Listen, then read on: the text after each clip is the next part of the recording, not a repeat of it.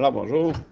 Donc sur les fonctions aujourd'hui, ce qu'on va essayer de faire, c'est justement de mettre clair les différentes propriétés des fonctions. Alors on va commencer ici avec une fonction qu'on appelle définie par partie. Donc cette fonction-là ici, qui est définie par partie, va être construite à l'aide de trois droites. Bon, si on y allait avec le domaine, quand on parle ici de domaine, qu'est-ce que c'est le domaine? Le domaine, c'est les x qui sont utilisés par la fonction. Donc, quand je vais regarder mon graphique ici, je vais dire, voilà, le point de départ de mon graphique ici semble être vis-à-vis cette valeur-là, et ça se termine ici. Voici ce qui est envers ce qu'on considère comme étant le domaine. Donc, mon domaine ici va être considéré comme étant, parce qu'ici, on va sous-entendre ici qu'il y a un point qui est fermé, on peut dessiner tout à l'heure. Donc, on aurait un domaine ici qui partirait de moins 5, on va écrire ça comme ça, jusqu'à 4. Donc, de moins 5 à 4, ce serait mon domaine.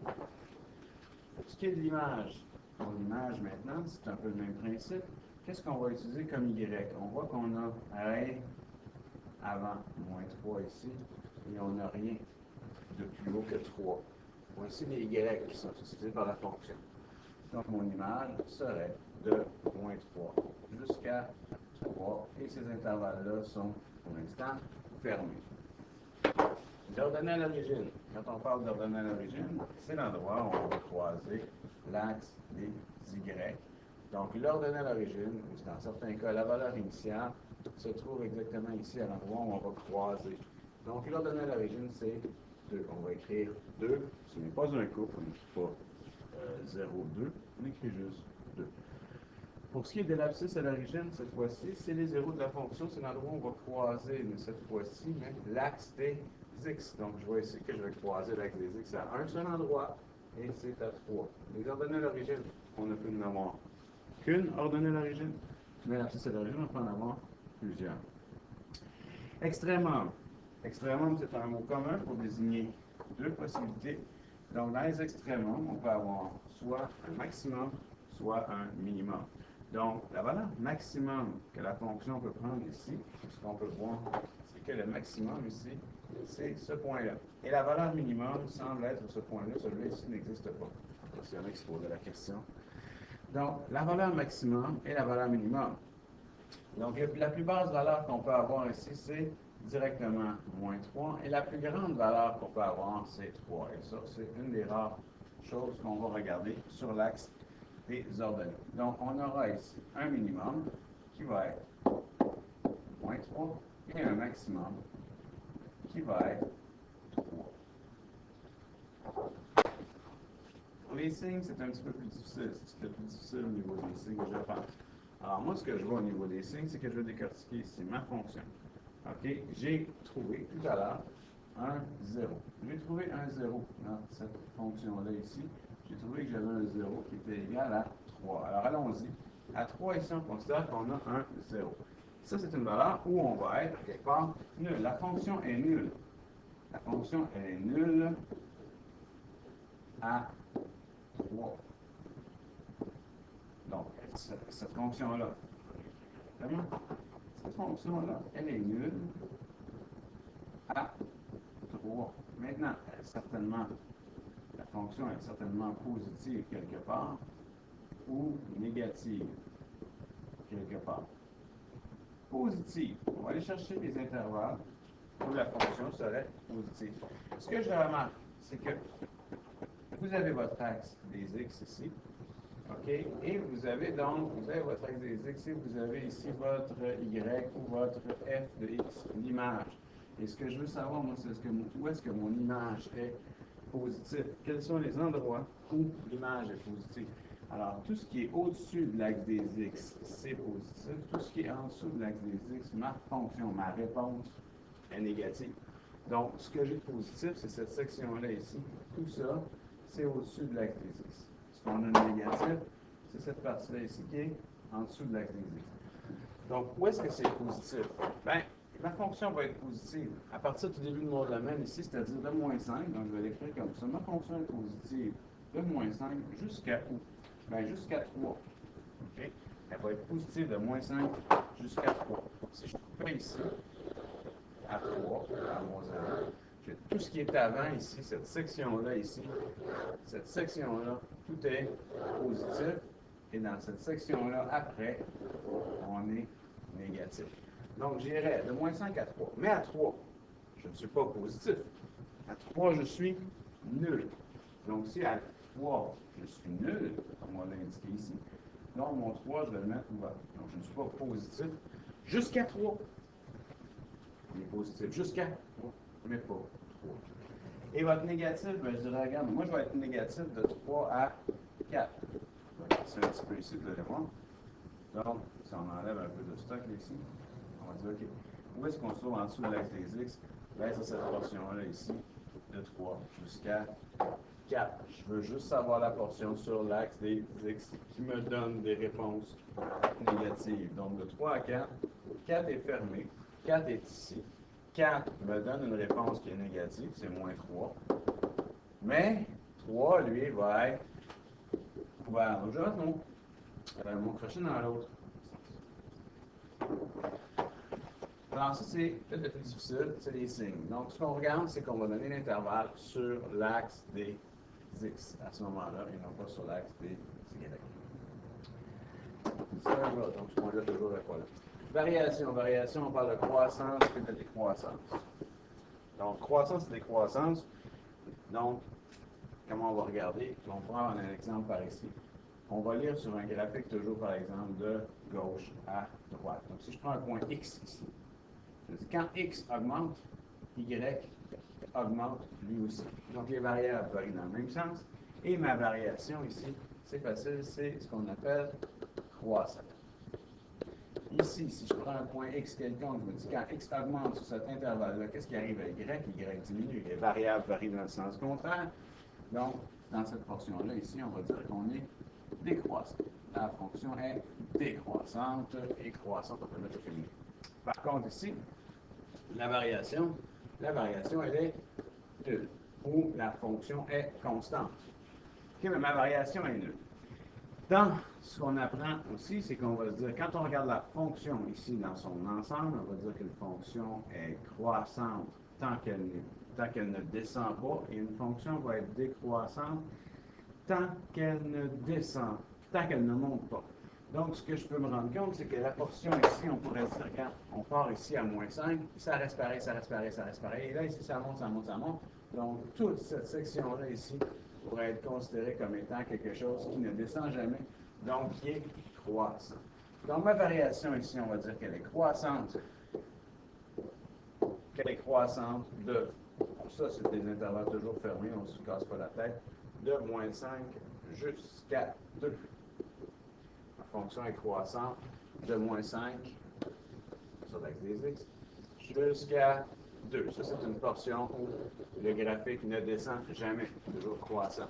Et elle va être décroissante, ma fonction. Elle va être décroissante de 2. Cette portion-là ici, donc de 2 jusqu'à 4. De 2 à ça, c'est pour une fonction. Un premier exemple avec une fonction, on va appeler une fonction définie par partie. Trois fonctions ici. Regarde, si on s'attardait aussi sur ça, en regardant cette fonction-là, et en se posant la question maintenant, quelle serait l'équation de cette fonction-là? Pourquoi pas? Alors, ce qu'on va avoir ici, j'écrirai de la manière suivante. OK? Premièrement, ici, on va se rendre compte que dans cette portion-là, f, première partie de la fonction, f de x est égal à une constante, on va dire f de x égale 1. Donc, on a une situation de variation nulle. Ici, dans la deuxième partie de mon graphique, ici, j'ai une fonction. J'ai mon ordonnée à l'origine qui est 2. OK? Donc, je sais que ça va ressembler à quelque chose du style ax plus b. B, je le vois ici, qui est égal à 2. donc plus 2, bien x. C'est quoi la valeur de A? Bien, la valeur de A, vous pouvez le voir ici, c'est delta y sur delta x. Donc si je prends 2 points quelconques, ici, donc ça c'est mon delta y ici, et ça c'est mon delta x ici, ma variation. Pour un delta y de 2, j'ai un delta x de 4, donc j'ai une pente ou un taux de variation ici qui est une demi. Donc 1 demi x plus 2 dans cette portion-là ici.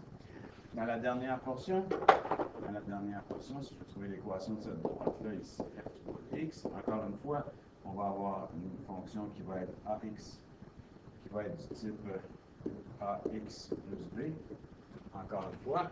Donc, ce qu'on va avoir ici, c'est trouver la pente. On va trouver notre pente, notre taux de variation. Mais ce qu'on va avoir, je prends 2 points quelconques, je peux prendre ces 2 points-là ici. Quand x augmente de 1, y diminue de 3. Donc, j'ai un delta y de moins 3 pour un delta x de plus 1. Donc, mon delta y sur delta x ici me donne moins 3 sur 1 avec le x plus une valeur initiale b.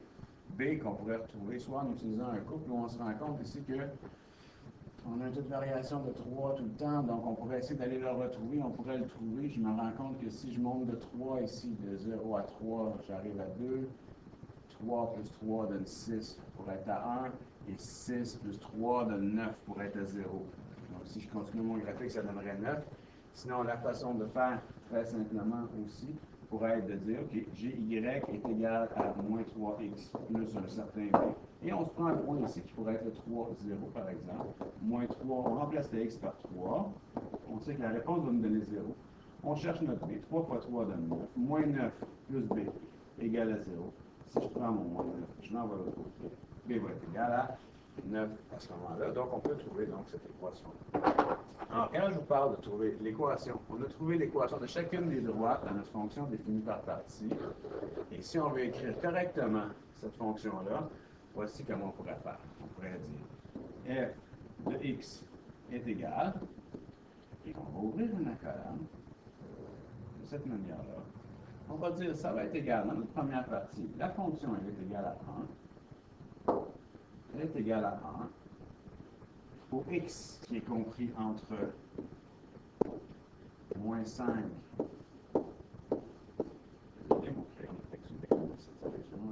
Moins 5. En tout cas, ça va donner 1. Vous savez. Bon, je vais recommencer, je vais essayer de l'écrire ici un petit peu plus bas. Donc, ok, donc, mon crayon fonctionne, on va voir. Donc, f de x égale à accolade 1 pour toute une section qui est de moins 5, tous les x, moins 5 compris jusqu'à moins 2. Le moins 2, on peut le mettre fermé ou ouvert, les points fonctionnent ici, il n'y a pas de problème, on est dans les deux. Deuxième chose, on a écrit 1 demi x plus 2 ici, donc ça va être égal à 1 demi x plus 2 ici. Quand mes x, cette fonction-là fonctionne de moins 2 jusqu'à plus 2. Okay, si on efface un peu de stock ici, on se rend compte que cette fonction-là, c'est de moins 2 à plus 2. Donc, de moins 2 à plus 2. Et finalement, de 2 à 4, ce qui va être utilisé, c'est le moins 3x plus 9. Donc, de 2 à 4, on va utiliser moins 3x plus 9. OK? Alors, c'est la manière dont mon accolade ici, je peux la recommencer. La manière d'écrire une fonction qui est définie par partie. Il y en a qui vont dire, là, on a sur le droit de faire ça comme ça, de l'inclure, moins 2, il est où? Il est dans les deux, ça ne marche pas.